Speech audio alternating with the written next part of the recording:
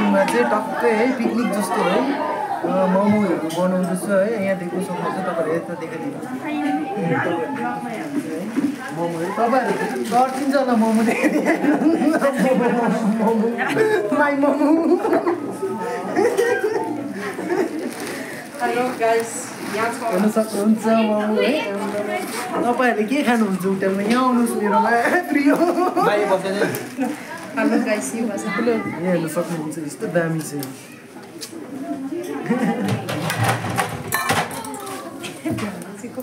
हेर्न सक्नुहुन्छ पानीहरू परिरहेको हेलो गाइस यहाँ तर आज चाहिँ अलिकति अँधेरो चाहिँ दिन्छ लाइट बाल्न सक्दैन अब चाहिँ यो पनि पाक्न आँटेको छ है अब 9 र 10 को छ है अरू त खाइसक्यो अब आगो कसम खाइछ नि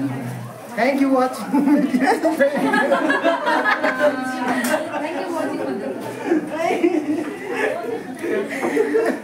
बाई बाई आगोको बारेमा के भनिदिनुस् न यो आगो चाहिँ पुर्खादेखि नै आगो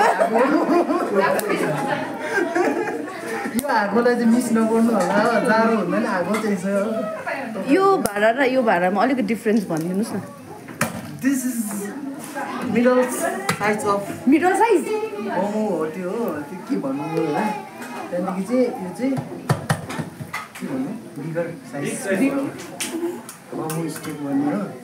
सक्नुहुन्छ वाउ भनेर खोल्दै तर अँधेरो छ है वाउ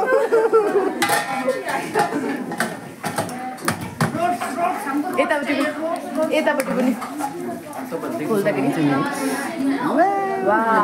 तातो तातो बाफ हो यहाँ जाडोमा खाने खालको छ नि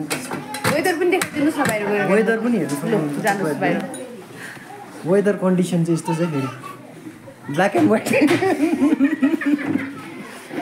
वेदर कन्डिसन यहाँ हेर्नुहोस् तपाईँहरू हेर्नुहोस् अचार खाएर विचार गर्नु